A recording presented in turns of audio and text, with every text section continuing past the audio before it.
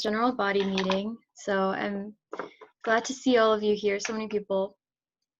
Um, so today we're having a really cool speaker, a different type of speaker than we normally have. Her name is Andrea Ver Meer, and she's a movie animal trainer, and she's been on some really crazy, cool sets and everything. And so I'm really excited to hear what she has to say about her job.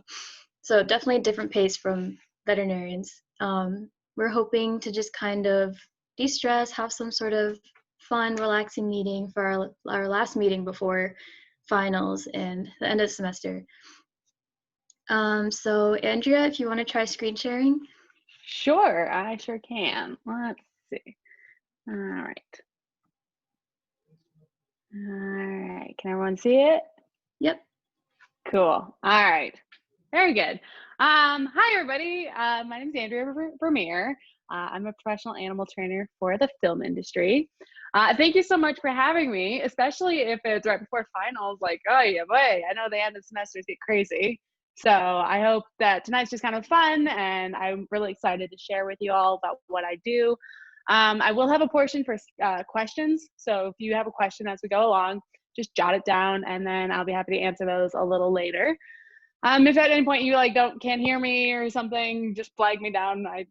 Not super adept with this whole Zoom thing, but I'll do my best. So let's get started. I'll start off just by saying I tell people what I do, and usually it leads to a lot of questions because it's not a very common job for people to do. It's a very niche industry. So I train animals for movies, TV shows, commercials, photo shoots. We do live events as well. We've done parties, fan meets, red carpets, different premieres. So pretty much anywhere that there's an animal, it's a project that I'm always interested in doing. So a couple of the animals that I've trained, I specialize in dogs and cats. So I've worked with a lot of different dogs, everything from like a little French bulldog in costumes to two Tibetan Mastiffs that I trained while working in China a couple of years ago. So I've gone the whole gamut of dogs. I do a lot of cat work. We have about 25 different cats in our company. And so I've worked with the whole gamut of domestic cats as well. But beyond just cats and dogs, I've also worked with a penguin, which was pretty cool. Other birds, I've done hawks, owls, pigeons, ravens, all sorts of birds, livestock, alpacas, and different things like that. I've worked with snakes, big and small. That was a 12-foot reticulated python that I worked with on a music video with Doja Cat a couple months ago. So that was pretty cool. Goats, more livestock. Wolves, we've done some wolf work as well. Monkeys, rats, mice, tigers, bearded lizards. So I've gone into the reptile world, a lot of horse work, kangaroo one time, fox, and pigs. So that just shows you a little bit about what kind of animals I work with, which is obviously quite a wide array of different critters, which is part of why I really love this job. So I will tell you a little bit about how I got into being an animal trainer for the film industry. I originally was a horse trainer out in Colorado, and I've been working with horses since I was about 10 years old and just loved them. I never really thought about what I wanted to do as an adult. And so I went to school and got my degree in international business because I thought it was a very useful degree to have. But like I said, I didn't really have any direction. So I was a senior in college, not really sure what I wanted to do with my life. I was working as a waitress at Red Robin, and I was watching the movie War Horse. And about halfway through that movie, it kind of dawned on me. I was like, somebody is in charge of those horses. And they didn't just show up to set one day and decide that they wanted to film a movie. So I thought, oh, I'll start looking into that.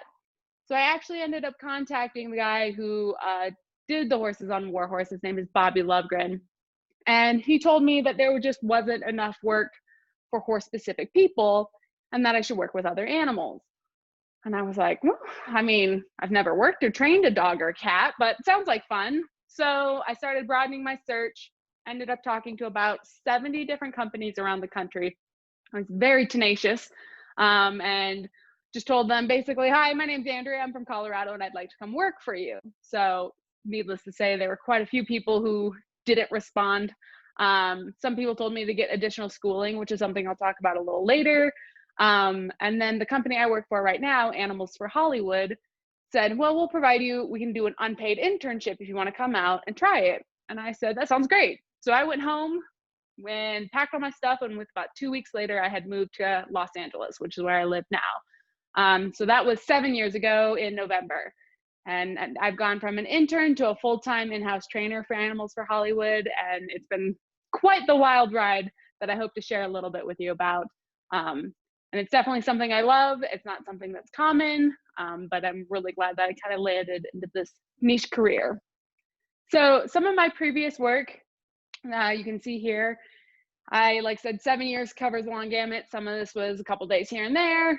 There were 2 movies that I filmed in China where we went for 4 months at a time each time, one time in Beijing and another time in another city called Qingdao.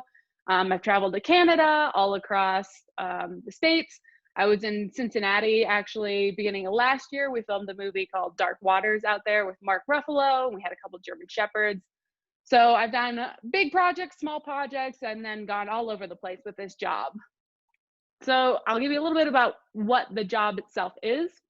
So we provide professionally trained animals, whether it be a dog, cat, or obviously tiger, and we get the script from directors, producers, and our job is to take the words on the script and turn it into a live action on camera animal work. So it can be a little tricky and there's a lot of bumps along the road in order to figure out how to get an animal to perform scripted action on camera repeatedly, but that's what we specialize in and that's the basis of what we do.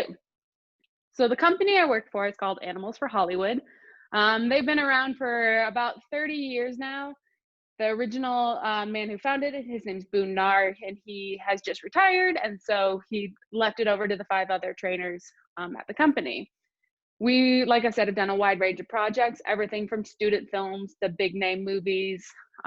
We've done Pirates of the Caribbean, different things like that.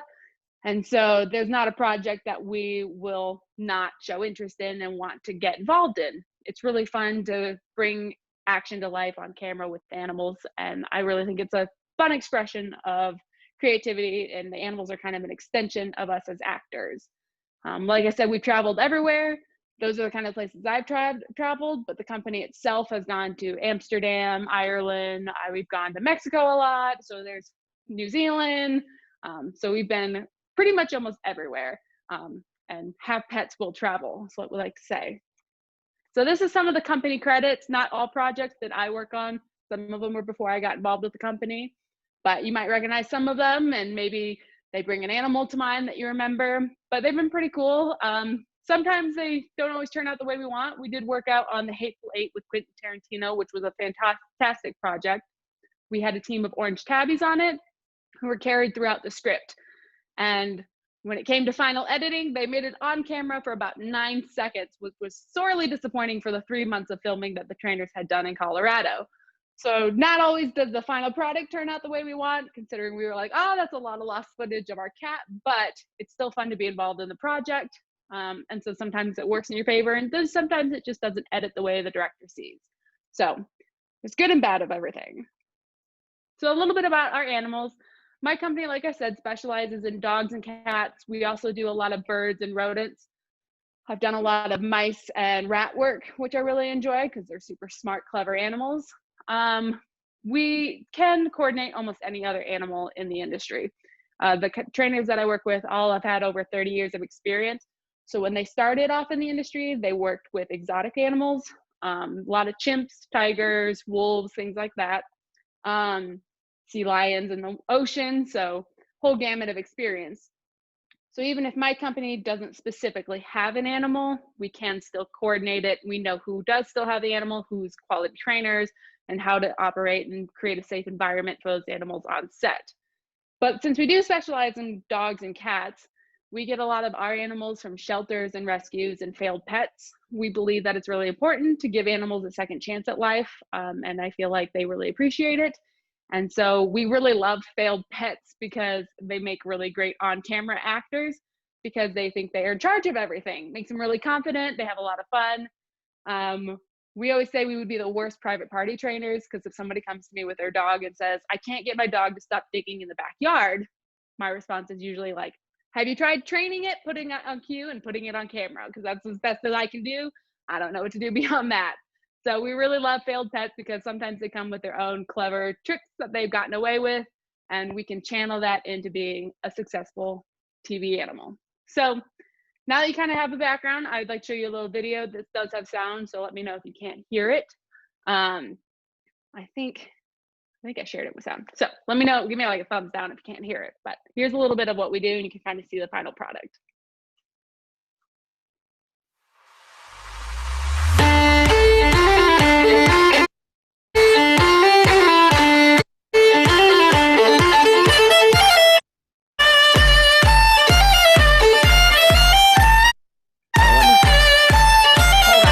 Let me start it over, see if it'll catch up. Keep the rhythm going. No, it's just gonna be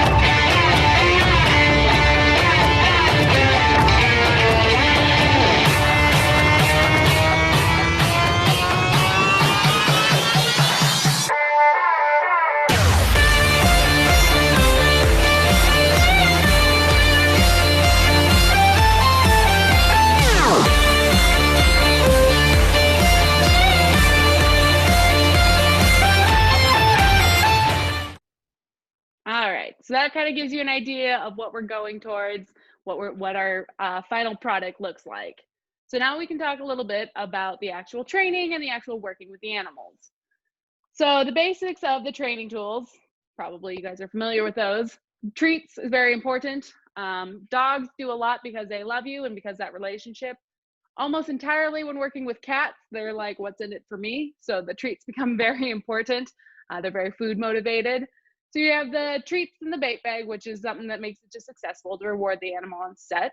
We also use what's called marks, which kind of look like these. They're little places that the animals have learned to stand on. So they actually will use their front paws to go and stand in a specific spot. This helps us when we're trying to stay out of the scene. If you want an animal to stop in a certain area that you can't be in the direct line to, tell them to stay. So we use marks. I can use almost anything for a mark. I've used leaves before that blended into set. We've gone down to tape. It's just a visual reference point for the animal to know where to go and where to stop. So all animals pretty much can learn some sort of a mark. So you'll have tigers, their marks are usually a little bit bigger than this, use a flat rock or something like that, but they are able to learn to go and stop in a specific spot. It's a very industry specific tool that comes in very handy while trying to film on set. The other thing we use is called a look stick. This is my dog look stick. It's kind of what it looks like. This is a toy on the end that I've taught all the dogs to, they look at this spot. So let's say they want the dog to look at an actor, but the actor's up against the wall. I can't stand behind the actor, and of course the dog's gonna look at me because I'm the one with the food. And so I've trained them to look at this, where I can hold this out of frame over the actor's head, and now the dog is looking at this point, but it looks like they're looking at the actor. So we can use that a lot for different animals. It works the same for cats. This one's my cat one, it's just a little bit smaller, but same principle. Then of course there's clickers, which we use a lot for our cats. There are some dogs that we use clicker train, but the cats respond very well to clickers, so used very frequently. I, of course, probably don't use it in the most scientific manner. I'm what is called a happy clicker, which is that I click about 16 times when the animal does what I do, and I get really excited. So you'll definitely be able to hear me from anywhere on set when my animal's working because I get very excited for it. So some other, there's some job-specific training tools that we can use. One of them is called a snarl device. You've probably seen it before on camera, just not know what you're looking at. It's when a dog has to look like he's viciously snarling at camera. It's a tough trick to train, though it is trainable. So we use what's called the snarl device, and it's just a clear monofilament that goes around their mouth, and they are taught to hold it in their mouth, and it lifts their cheeks so that they look like they're snarling without having any sort of animosity or hostility behind the action. It's just a trained trick. A lot of costumes. I put all sorts of animals in all sorts of costumes. I one time had to dress a cat up as Katy Perry, so you wore a wig and a whole bedazzled thing. So sometimes we have costumes that we have to deal with. Other things that we use are called buzzers. They're noise makers that we've associated with food, usually with a bowl of food. And so the animals are trained to run to that noise. So we've used it a lot with cats. Say you want a cat darting across the front yard. It's a horror film. So you put a trainer on one end with the cat, and you put the buzzer on the other end, and you buzz that, and that cat's gonna run across that yard, and you got your shot of the scary black cat running across the frame without having, to have a trainer really, particularly because they're used to running to that buzzing sound. Another thing we can use is different rigs. So sometimes as animal trainers, we do have to be a little bit of engineers. There was a clip in the video I just showed of a Blue Buffalo commercial where I had my orange tabby had to swipe a can across the counter to another cat.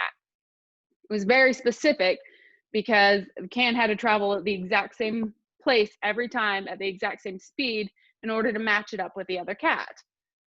But it's a cat, so he's not really great with directions. So sometimes the can would go that way, sometimes it'd go this way, sometimes it wouldn't move at all. So what I ended up doing was creating a track with weighted and counterweights and magnets, so that when the cat would hit it, the magnet would pop and the can would slide down the track on the exact path every time. So it worked out really well.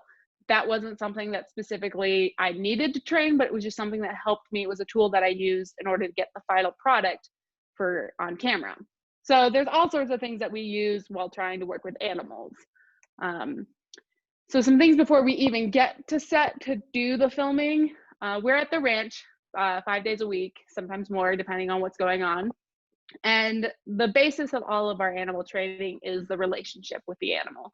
If you don't have that relationship, it's really difficult to take them into new places, teach them new things, and have them be comfortable and confident. So we spend a lot of time building relationships with the animals so that they know no matter what I tell you, no matter where I put you, I'm going to look out for you, I'm going to keep you safe, and you don't have to worry about anything else except me. And so that takes a lot of time to build those relationships with all of our animals. Then there's kind of the nitty-gritty of training the tricks. You can't put anything on camera if they're not trained to do it at the ranch. So spend a lot of time every day pulling animals out, training different things so that they have those tricks in order to go do the jobs. Then you have the boring day-to-day of the animal husbandry and wellness, trimming nails, giving baths, doing things like that. Then we have to try to get the job. So there are not a ton of animal training companies. There's about 6 that are more reputable, the top animal training companies in this film industry. But usually we all kind of end up getting the same scripts. And so then you start budgeting, seeing what production's budget is, and then you can submit animals. Now there's 2 ways that we submit animals. The first way is that they send us a script and they say, we need a Doberman. And we say, okay, we have a Doberman. This is what our Doberman can do. And they say, great. Or they can say, this is the action. We need a dog aggressively barking on leash. And we can say, okay, we have a German Shepherd that can do that. We have a Pit Bull that can do that. We have a Doberman that can do that. And then they can choose the look. So it depends on if the action or the look is more important for production. Then we get into the contracts and get all the legals involved. We work with a lot of big studios, Warner Brothers, Netflix, Disney. So get all the nitty-gritty legal out of the way. Then we figure out the scheduling, and then we go to set. So when we work on set, we do more than just the animal training. There's also communicating with production, which can be the director, the producers, the other actors, making sure everybody knows, if there's a cat on set today, where there's certain ways that you have to behave while working with animals, making sure that they know what to expect, that they're not surprised by that the cat can't do a backflip out the window of fire. So like everybody knows how we're going to handle it and exactly what the animal's capable of. And then on top of that, we want to make sure that the set is safe before we even bring the animal in. Nothing's going to scare them. Nothing's going to startle them, that they're comfortable. Lights are all set in place. They're not moving around, different things like that. And then it's the fun part, the action part. So there's 4 different ways that you can work with animals. And depending on how they work with animals, Depends on how much prep time we get, how involved we are with the production and all the sets of setting up the scenes and the shots and different things like that. So we'll kind of start at the basics, which is background cat or background animals. So they're ambience, and they can add to a scene without having any sort of scripted action or anything like that. So they will change the perception of how you see a certain scene, but they're not basically doing anything. So I did a show. It was called State of Affairs with Katherine Heigl. We took some goats, some chickens, a scrappy dog, and a donkey and put them out in kind of in front of a shed. Now, as soon as we did that and some set dressing, we were in a Mexican village. We for sure were not in a Mexican village. We were in a suburb of Los Angeles. So that was just some movie magic, but just by putting those animals there, it gave the illusion that we had teleported into a different country. Another example is actually the shot on the right, which I did for a TV series called Brooklyn Nine-Nine with Andy Samberg.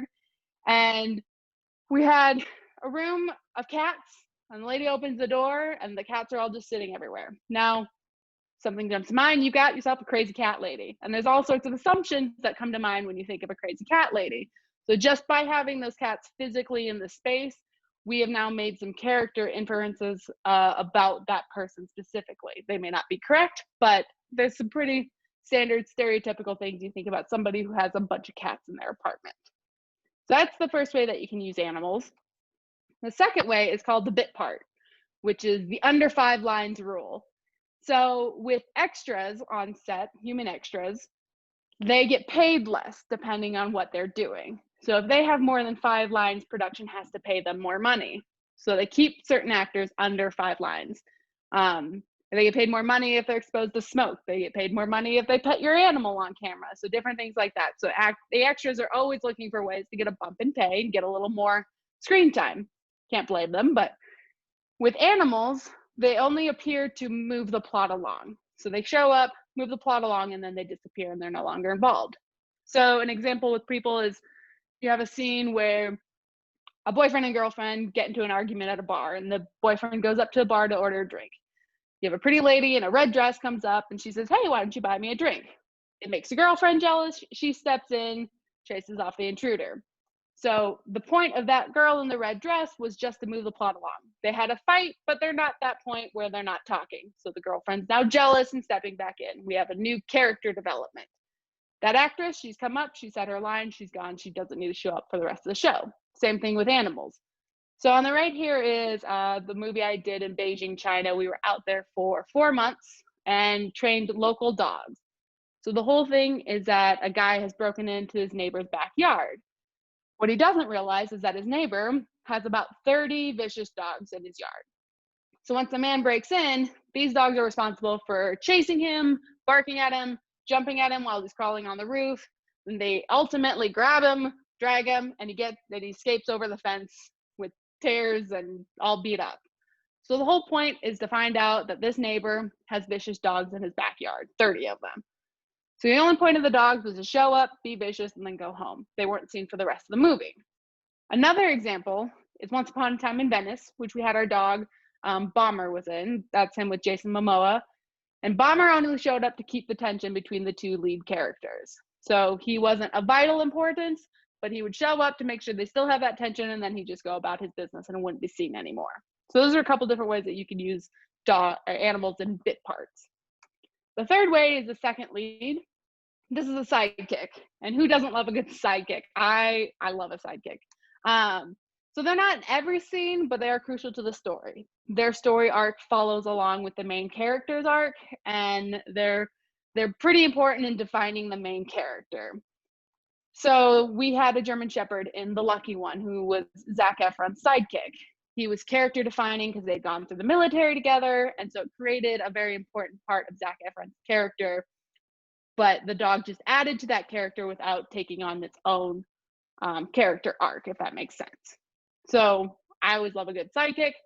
But then the last way is the principal. So these are lead animal characters.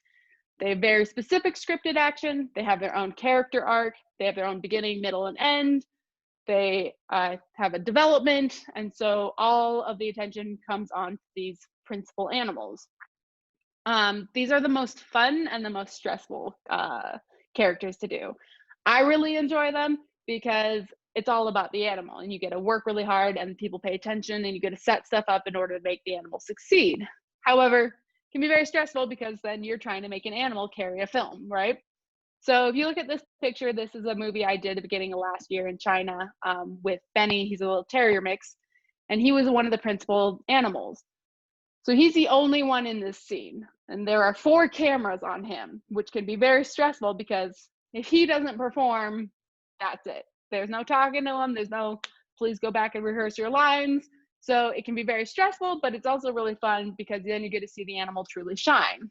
So this movie was called Adoring.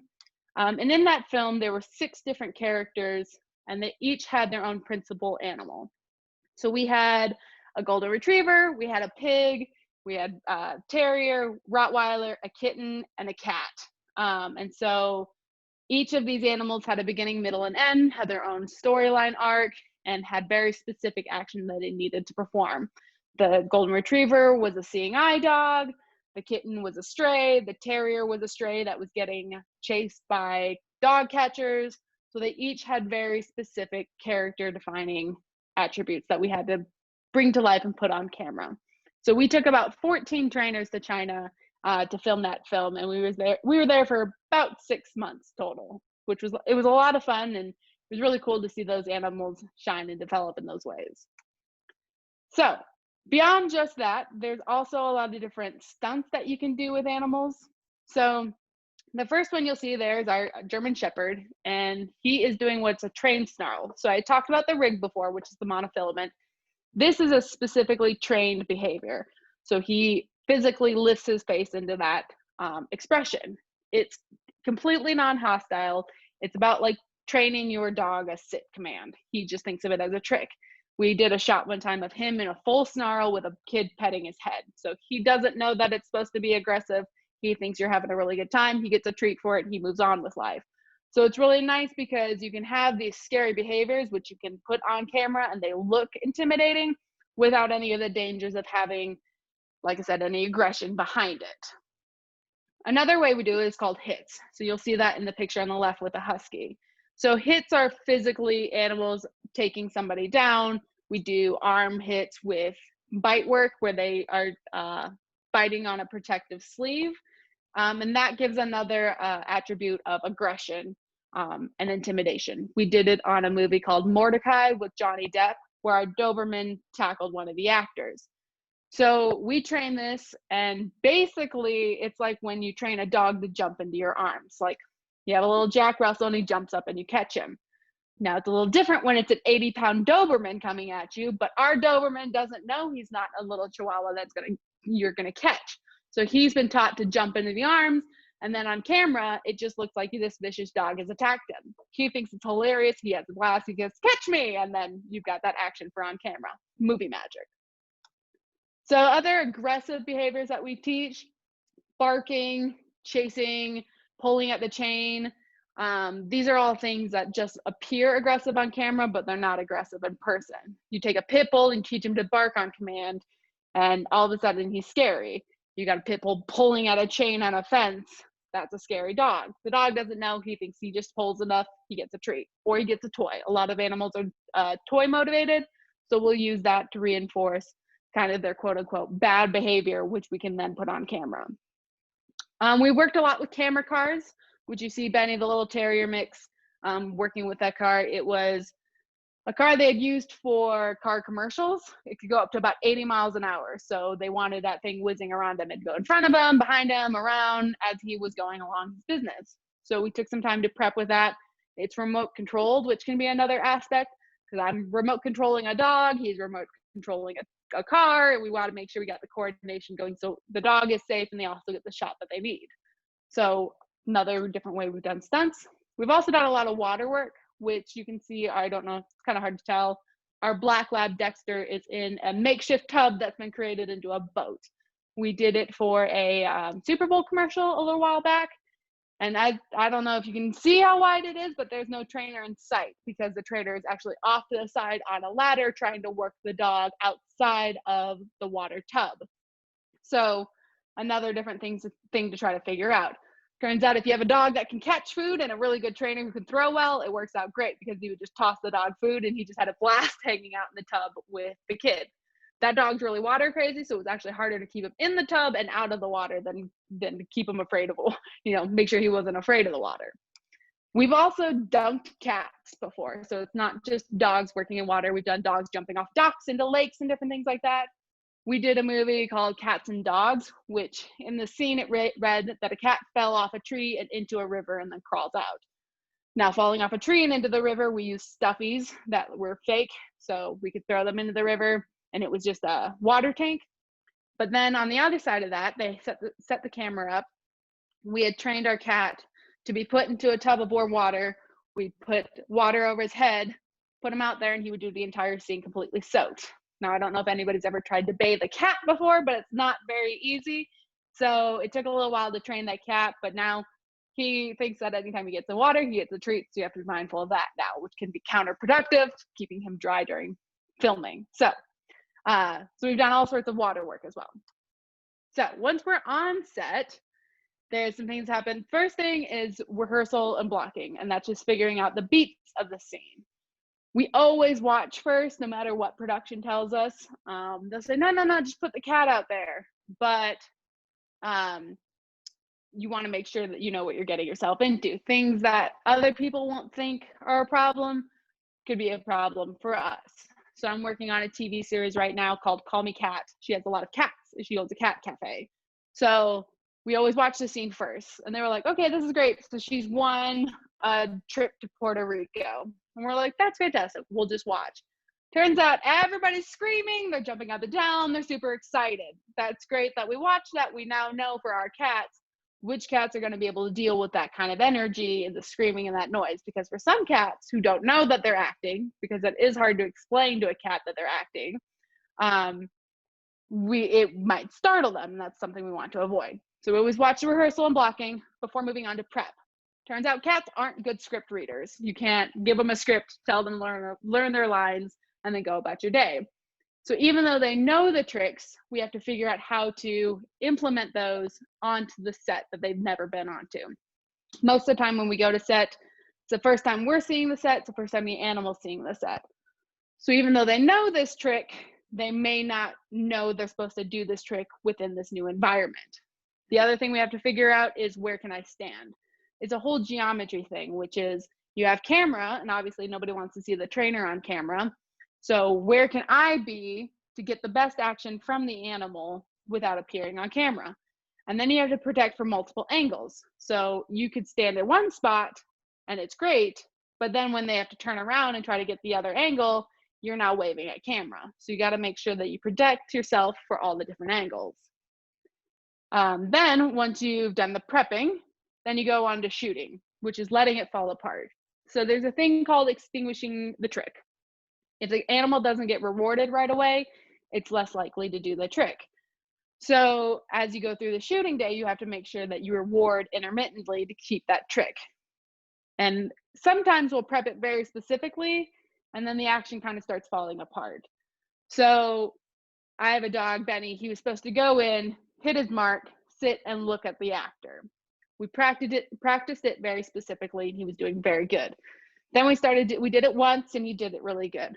And then he did it again, and then he kind of put his feet up on the actor, and they kind of liked it, so we let it go. And then he did it again, and then he would run up to the actor, put his feet up on the actor, and jump up. But it was like, they still liked it. And I was like, okay. Then he was running up to the actor was picking him up, he was licking his face. It's very different from where we started. Now, director loves it, so I, as a trainer, let it fall apart, while in my head going, this is not the trick I'm asking him to do.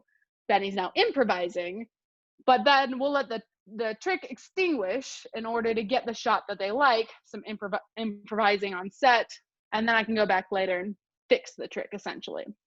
So then you do it again and again and again, and about the moment you're like, okay, good. They say turning around, which means that they put the camera in a different position and you do it all over again. So it's really important to pace yourself and figure out how to keep the animal on your side for the entire day of filming.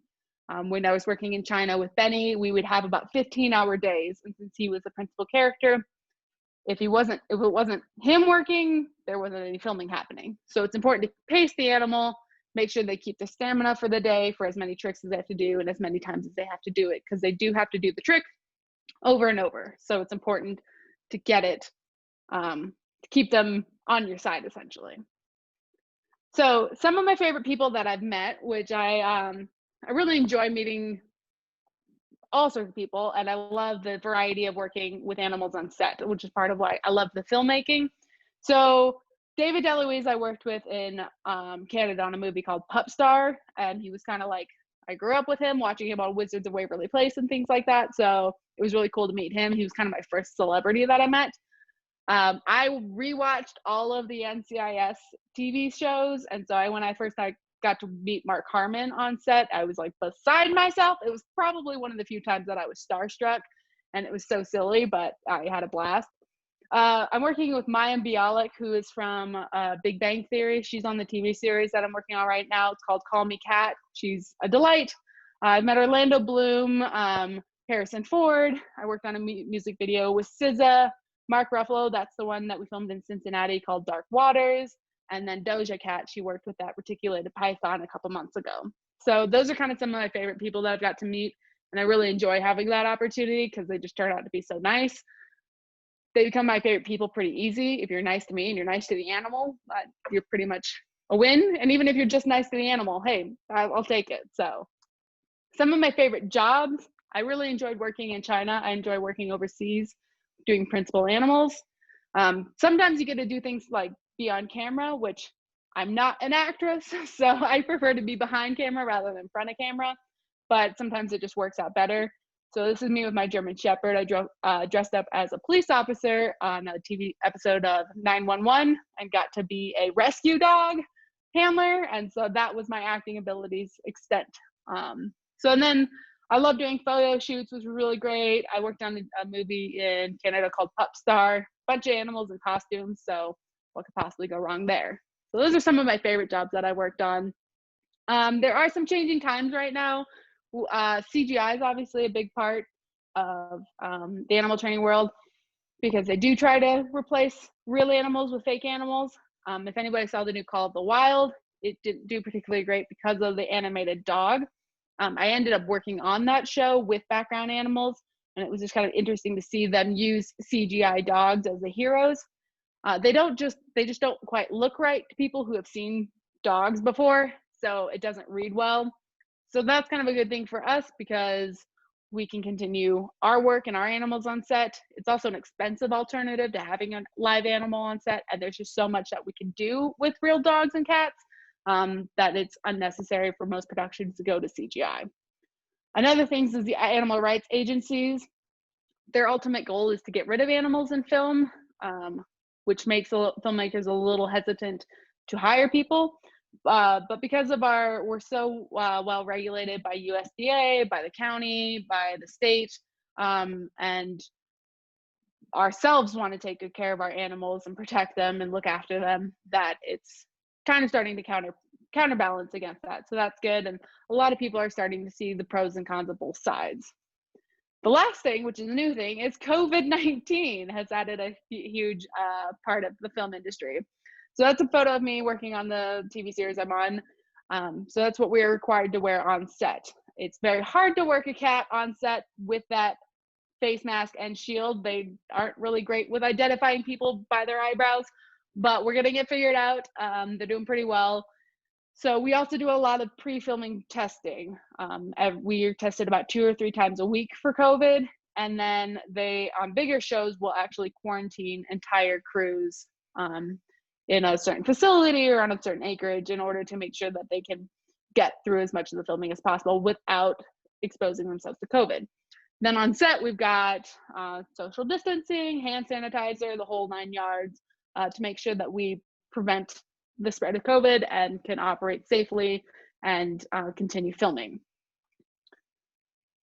And sorry, my computer's a little, there we go. So I'll talk to you a little about Benny. He's a little terrier mix. So we got him 8 months old from the shelter. He was born in the shelter and raised in the shelter, so he was really great with other dogs, but he hadn't been exposed to people. So he was pretty scared of people. He was the first dog project I got when I first started training, and so we learned a lot together. He, when I first got him, wouldn't eat around a person. He was just so scared of himself, scared of people. So he wouldn't eat from me. I had steak in my hand one time, and he would take it out of my hand. So I was like, how in the world am I going to train this dog? So I spent about a year working with him, and what I would do is I started getting him used to eating from me, and then I would start giving complete strangers, and I'd go, hey, can you feed my dog? So then he started thinking that everybody had a treat for him when we'd go out. He's very smart, so he loves to do his tricks. And so now when he goes to set, he thinks every set is just a party for him, that everybody has shown up to see him on set. He did a TV series called What If with Renee Zellweger. And every time he would go on to set, he'd say hi to everybody between his car and getting to set. And everybody loved him. And so it was good because it just reinforced his friendly behavior that we had developed. And so he's come a long ways, and now he's one of our favorites. His first job was a Meghan Trainor music video. And so he started there, and now he's better traveled than pretty much everybody I know. I took him to China. He's gone to Canada several times. And so he works a lot because he is cute. He's really clever. And he's gotten over the hump of being afraid of people. So you're going to do a little traveling with me. I'm going to set you over here for a second because I will show you guys something. Just a second. Move this out of the way. Boy, babe. Okay. I knock everything over. All right, Benny, come here. Come here. So this is Benny. Hey. So we'll show you a little bit of what it's like to work with dogs.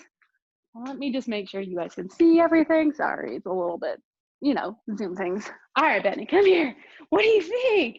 What do you think, bud? So I'll show you a little bit about his marks. So like I talked about, these 2 marks are the things that he stands on. So you can put one back there. Go get on your mark. Good boy. Good. Stand on your mark. Good. Stay there. And I can put another one there. And so then this allows him to, I think my head's cut off. Sorry, it's hard to do multiple things. I got it. Here we go. Good boy. Good. All right, go mark. Good boy. Good. Go back mark. Good. Get around. Speak. Good dog.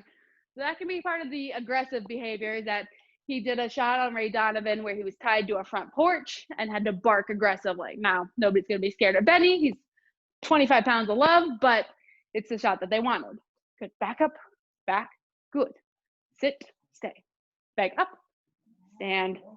Dance. Good. Easy. Easy. Good dog. All right. Good. Back up. So those are some of the more advanced tricks. We do a lot of get on your mark. Good. Get around. Mark. Find it. Get back. There you go. Lie down. So you teach tricks to make them look like the emotion that they need. Head down. Sad dog. Oh, head up. Good. On your side. Stay. Oh, just so sad. Straighten. Back up. Good. Catch. Good. Back up on your mark. Good. Get around. Good. Up. Good. Up. Good boy. Stay. Good. So those are some of his tricks that he knows. So like I had said about the lipstick, I can kind of show you how we would use that. Good. Back on your mark. Actually, that's right. Go back mark. Good. Stay. So like I said, let's say the actor's up against this wall. Speak. Stay. Sit. Back up. Come on. Good. That allows me to get out of shot so that I don't have to be on camera while trying to work the animal. So Benny loves a lot of these really fun, different tricks. Back mark. Stay. Some of the other things that we use is what's called a retrieve, where we actually teach the animals to carry something in their mouth. Stay. Good. Pick that up. Hold it. Good boy. Good. Easy here. Good. Hold it. Good. Sit. Good. Out. Good boy. So that allows us, we've done a lot of different things like that. You see dogs carrying their leash or tugging on, opening fridge doors and getting the beer for their owners. So that's kind of a way that you could do that. We've used it a lot of different ways he did a whole, he was being caught by dog nappers. And so he would tug on the loop pole that they were trying to catch him with. So that was part of a retrieve, is that he'd pull it, and then they'd give it to him and he'd bring it back to me. So we taught him how to struggle against the actor with that. Okay, pick it up. Good. Bag up. That was not it. Sit. Bag up. Stay. Stand. Good. Good. All right. That's good, dog. Good boy. So that's Benny. So that's a little bit of what he knows. All right, come here. Good. Go get in your bed. Go lay down. Go lay down. Good. Stay. So now that you've seen a little bit of what it's like to work with a dog, I'll talk a little bit about our cat. So this is Reggie. All right, I gotta figure out now. He is an orange tabby. We got him from the shelter. You maybe have seen Reggie before because he was the Captain Marvel cat. So he has done quite a bit with us. He was 2 years old when we got him from the shelter, and we started training him. Now he's about 13, so he's an old pro. He's worked with dogs, cats, birds, aliens, done the whole gamut. So he's pretty experienced. So I will show you a little bit of what it's like to work with Reggie.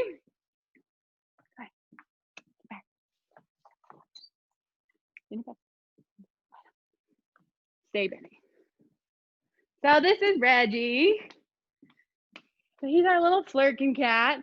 And like I said, he knows a lot of tricks, and he basically knows pretty much everything that Benny knows. So let's see what you want to do. Here, come here. Not you, Benny. You did your show and tell. Benny, go get in your bed. Benny, come on. Get in your bed. You stay. Yes, Reggie. All right, Reggie. Come here. Here, start over here. Get on your mark. Good boy. Good. Stay on your mark. Stay. Good. Mark. That's good boy. So like I said, he pretty much knows everything that Benny does. Good. Go back, Mark. Good. Stay. Good. Good boy. Move this here. Mark. Mark. Stay. Lie down. Nope. Lie down. Hey, Reggie. Lie down. Come on. You can do it. Oh, you can't do it on your mark. I'm confusing you. Stay. Cats are different speeds sometimes too, but he's a cat. Good. Lie down. Lie down. That's it. Good boy. Stay. Good. Lie down. Cheater. On your side. Flop over. Flop over. Flop. Flop over. There. Good boy. Good boy, Reggie. So he also knows the look stick. Stay. We teach them to target on it. Touch. Good. So it's just classic conditioning where you teach them to touch it with your nose.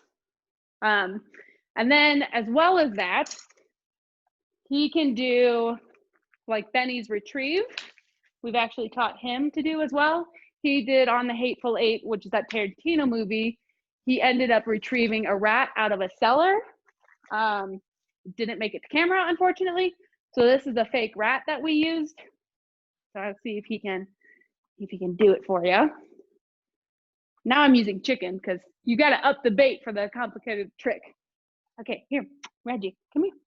Good, pick that up. Here, pick it up. All right, hold on. Here, good, pick it up.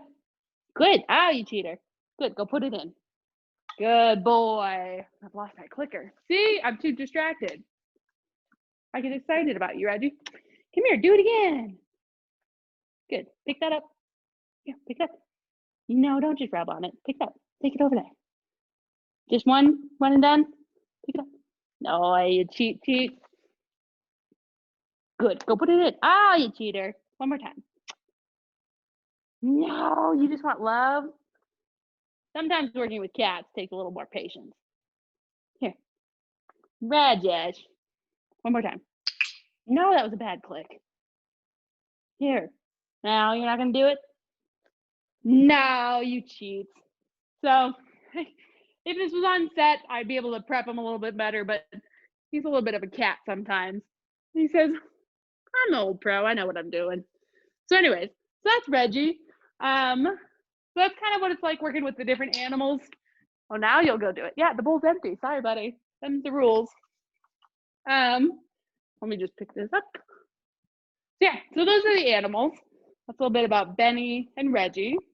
So now we'll talk a little bit about if you want to get to where I'm at as an animal trainer, which is, you want to come up? Hold on, sorry. He wants to come up and say hi. Okay, so I'm not the best person to ask on how to get to where I'm at. I was just pretty tenacious and basically harassed people until they gave me a job. But a lot of people go through the Moore Park College, which is a college out here that is a 2-year program, and it's called the Exotic Animal Training and Management Program. It allows people to work with about 200 different animals and teaches them the basics of training and working with animals, the husbandry, the things like that. And then a lot of those people end up going to zoos or theme parks, or then they work in the film industry. A lot of the problem is that once they learn from Moore Park, then we have to teach them on how to work on set, because it's very different to work on set. You have to learn about working with productions and setting up shots and things like that, but it gives everyone a good basis for going into this line of work. I did not end up going there, but it's a lot of trainers end up coming through the Moore Park College. So that's kind of how you can get there, but there's no set pattern. A lot of people do it differently, so it just kind of depends. So yeah, so that's kind of it. Now we can do questions. Does anybody have questions, or what the best way is to do it? I don't know.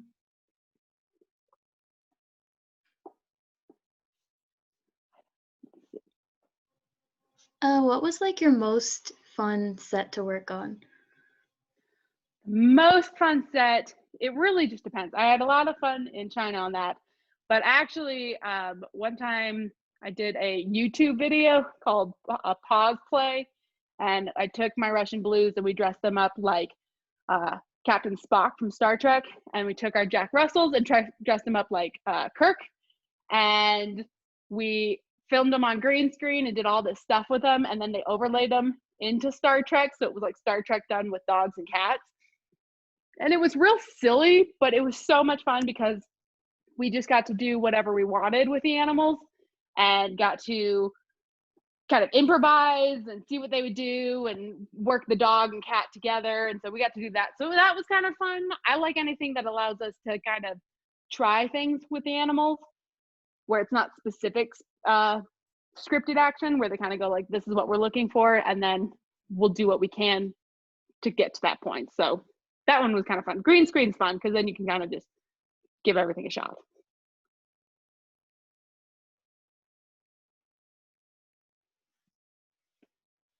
Any other questions? Can you speak a little bit more to how animal welfare is factored into your job? Is that like included in the contract? And like if so, like who enforces that? It's not necessarily included in the contract. We did work with Disney when we did Captain Marvel. We did do some pretty specific stuff on how the animals were being kept and what happened with them after filming, which is that they stay with us. They're part of our family. And we are supervised by, like I said, some government entities, USDA and different things like that. So we get inspected regularly. And we have very specific regulations that we have to follow. So beyond that, it's not really a regulated thing, and like the communication between us and some of those agencies can sometimes get hard, but we are supervised by USDA and things like that that allow us to be regulated without as a government entity. So that's kind of how they're supervised. But anything that gets regulated, we're way above and beyond, because these animals are like family to us. And so, the regulations are nice in that they protect us, but they're not necessary in order for us to do what we need to do to take good care of the animals, because they're family. So we're going to be doing everything we can to look after them anyways.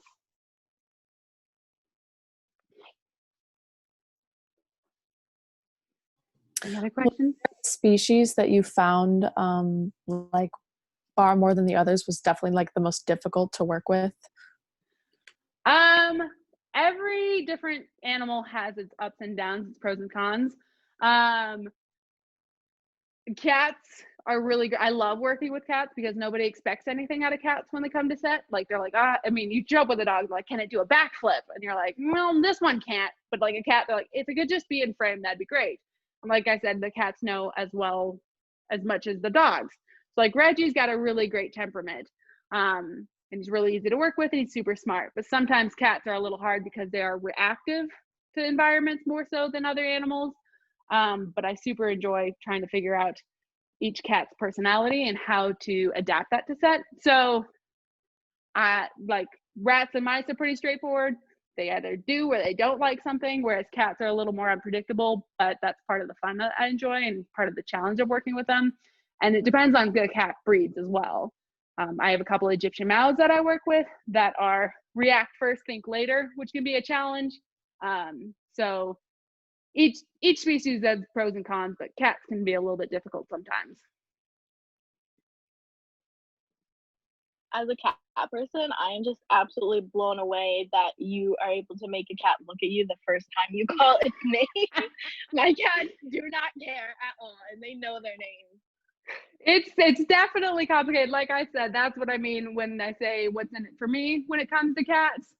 Because dogs are like, I love you, of course I'll do it. Whereas cats are like, yeah, but do you have chicken in your pocket or roast beef or anything important? And it's like, yes, I do. So it definitely, cats are a challenge. But like I said, when I was in China, I took, because our cats also work in teams. So like the Captain Marvel cats, there were 4 of them. So I took 2 of them to China and worked them as one of the principal characters. And so it was just really fun to spend so much time working with cats and get so much out of them because they're very smart if you can find what motivates them and get them focused. Do you ever have like a lot of struggles with like cats working around dogs? Because I even like some of the cats I've had who were super great, like they'll do basically whatever you want them to, like actually come to you. They would like never in a million years, like if they saw any kind of even small dog. Yeah, it definitely depends on the cat. Reggie, we've been super protective of him to make sure that he's only around like sweet dogs, and so he doesn't know anything else. So he's friendly to all dogs, which is something we have to protect him from because not all dogs are friendly to cats. And so it just kind of depends on the cats. And also, I mean, they do it on something they don't know, right? So it's a fear thing.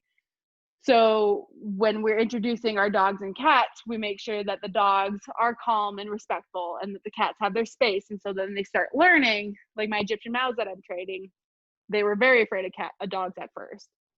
But then they start learning, oh, these dogs are pretty nice. And so you can kind of build it from there. But it's definitely, I mean, I definitely have some cats that it's like, will not work with dogs. Very strong as individuals, but just not working with other animals or other dogs and things like that. And you just take them for their strengths and weaknesses and just make sure you protect them whatever position we do put them in. So it's definitely hard.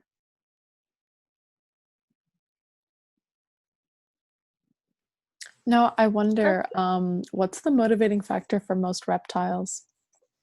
Heat is a big thing. Yeah. So, and just handling. So we worked with the bearded dragon and he was supposed to be pretty docile. So we kind of cooled him down. He cooled him down, get him active. And then they wanted him docile. So then we heated him up. And so it was all about body heat and stuff. So then he was warm, he was happy, he was in the sunshine. And then with the reticulated python, the trainer had him since he was hatched, right? So used to handling him. And so that was just exposure therapy with the reptile, is just making sure that he's used to being handled. Anybody can handle him, very non-aggressive. Oh, sure, now you'll take the rat. I'm not doing that right now. And so, but a lot of time it's heat. We did snakes in a pool one time, and they wanted them swimming across the pool in a very specific direction. So we put a heated box at one end of the pool, and the pool was kind of cool. And so they would go across the pool in order to get into the heat. So heat does a lot of it, and then just handling.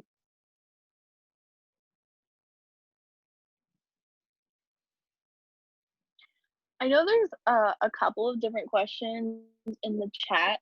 If Oh, you want to look sorry. at that. I'm One so bad. question was, no, you're good. I know it's hard to multitask.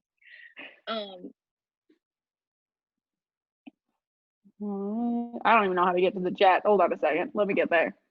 Exit. There Okay. should be 3 dots in like the top corner of your screen. Okay. Where's my Zoom at? Back. Okay. We'll get there. I promise. What was one of the questions? Read me one of the questions, please. Okay. There we go. It was. Oh, you got it? Okay. All right. I'll start at that. Do animals retire? They do retire. Reggie's very close to retirement. He does very easy jobs, hanging out, being a couch cat. When they retire, they retire with a trainer because we fall in love with them. But we have also placed cats with actors that have fallen in love with them, or friends that we know who want animals. We find homes that fit to them. We did Catwoman a long time ago, and we retired a cat to Halle Berry's home. And so, sometimes she had been working with this cat. She really loved this cat. And so then she ended up taking one home. So they do retire. How I would train to bite or attack people. So that's all toy and play drive. So when I do bite work, where they're trained, you start off with a tug toy or different things like that. So they're trained to bite that. And then they get rewarded by taking the toy. So then they can have the toy, they can play with it, you tug with them like you would a pet. So then it just can get transferred into a sleeve where you wear in your arm. So then the cat or the dog starts figuring out that the toy is hidden under clothes on your sleeve. It's important to teach them to bite only where taught to bite. So only on the sleeve, so that they don't bite a leg when it's not protected and different things like that. But it's all based off of toy drive, and starts off in that way. Now, once a dog knows the toy drive, you can do where they bite, and as a reward, they don't always get the sleeve because it's hard to get off. As a reward, they can get a different tug, or they could also get a treat. So you bit, now you come off, good job, you can get a treat. So once that trick's kind of finalized, you can do it that way, but it's mostly toy drive. Grey's Anatomy was great. We had quite a few animals on Grey's Anatomy. We did a dog kennel scene where they ended up adopting a dog. I did a lot of rats because they had like science rats and things like that. Everybody on that show was super sweet, and it was really nice to work on that show.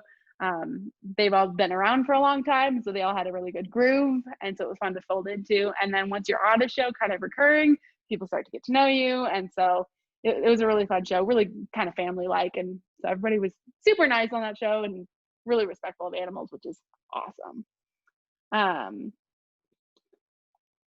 People do ask for autographs sometimes from animals. Reggie did his own fan meet and greet as the cat from Captain Marvel. We don't tend to do it just because sometimes it can get overwhelming, but sometimes like Disney specifically wanted to do a fan meet and greet, and they paid us to bring Reggie down, and we've done stuff like that. So if we do a red carpet or different things, we can, he's playing with his toy. He thinks this is really fun now. We've done things like that, but for the most part, we don't do it unless it's kind of publicity for something. Yes, there are times on set when an animal doesn't cooperate, which is why most of our animals work in teams. Like I said, our cats usually have 2 to 3 in a team. They all are doubles. They look the exact same. You can change them out. You wouldn't be able to tell the difference.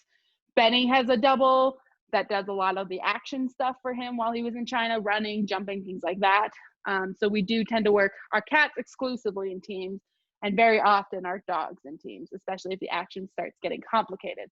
So if one animal isn't cooperating with you, then you have at least one other animal that's interchangeable that nobody will be able to tell on camera that you can go to.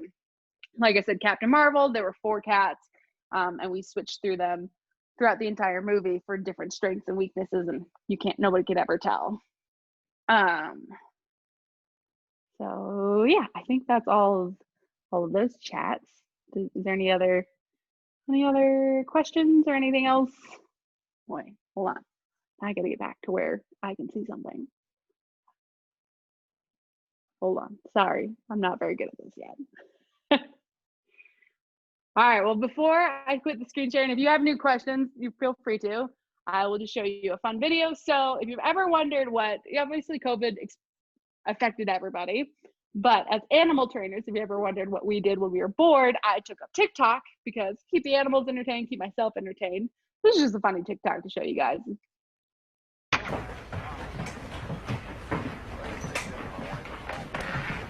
I need your help. I can't tell you what it is. You can never ask me about it later, and we're gonna hurt some people. Whose car are we gonna take? So as you can see there, that was our 2 Egyptian mouths. They're basically brothers. You can't tell the difference. So that would be part of like one of our teams. When you work one, you can throw in the other, and pretty much nobody will know. So, any other questions or anything? Any other comments? If you want to hear more, these are our social media platforms. Feel free to reach out and connect with us. I manage all of them, so I'd love to hear from you. Yeah. Thank you so much for coming and speaking. I For was sure. honestly like really surprised by a lot of the information you had. For It's also really sure. It was cool it was really nice to share with you guys, and I loved talking to you all and answering your questions, and yeah, seeing you guys. It was a fun experience. Reggie enjoyed it, even though, he just wants to go back to bed. Cool. All right, well, if nobody has any other questions or anything, feel free to, there's 14 more chats. Did I miss it? Oh, thank you. Oh, okay. Thank you, guys. I appreciate it. You guys are really sweet. I appreciate you guys having me on and listening to me rant about my job. So it was a good time. Thank you so much.